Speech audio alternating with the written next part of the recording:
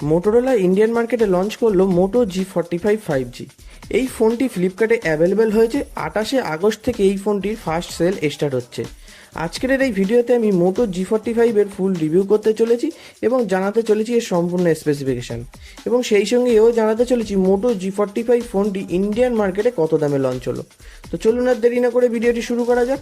তার আগে আপনি যদি আমার SG Tech চ্যানেলে নতুন হয়ে থাকেন তাহলে অবশ্যই আমার চ্যানেলটিকে সাবস্ক্রাইব করতে ভুলবেন না।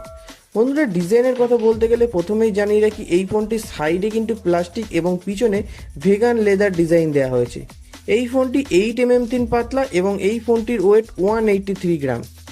এই ফোনটিতে আছে সাইড ফিঙ্গারপ্রিন্ট সেন্সারও।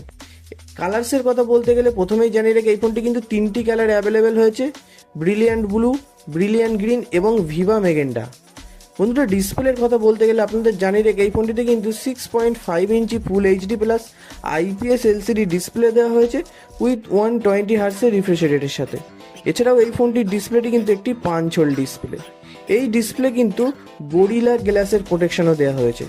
পারফরমেন্সের কথা বলতে গেলে প্রথমেই জানিয়ে রেখে এই ফোনটিতে কিন্তু কোয়েলকম স্ন্যাপড্রাগনের 6S Gen 3 এর প্রসেসর দেওয়া হয়েছে, যেখানে সমস্ত রকমের গেম আপনারা মোটামুটি খেলতে পারবেন, কোনো সমস্যা হবে না। বন্ধুরা, ক্যামেরার কথা বলতে গেলে আপনাদের জানিয়ে রেখে এই ফোনটিতে কিন্তু ডুয়েল ক্যামেরা সেটআপ দেওয়া হয়েছে, যেখানে আছে 50 মেগাপিক্সেলের প্রাইমারি ক্যামেরা এবং 2 মেগাপিক্সেলের ম্যাক্রো ক্যামেরা, এবং ফ্রন্টের সেলফি ক্যামেরা কিন্তু 16 মেগাপিক্সেলের দেওয়া হয়েছে।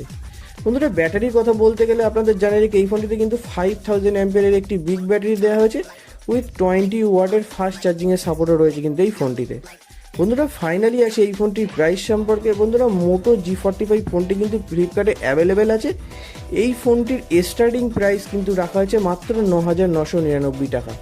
তো বন্ধুরা, আজকের এই ভিডিওটি কিন্তু এই পর্যন্ত। দেখা হচ্ছে পরের ভিডিওতে। ভিডিওটি ভালো লাগলে লাইক করবেন, শেয়ার করবেন এবং আমার চ্যানেলটিকে সাবস্ক্রাইব করতে ভুলবেন না।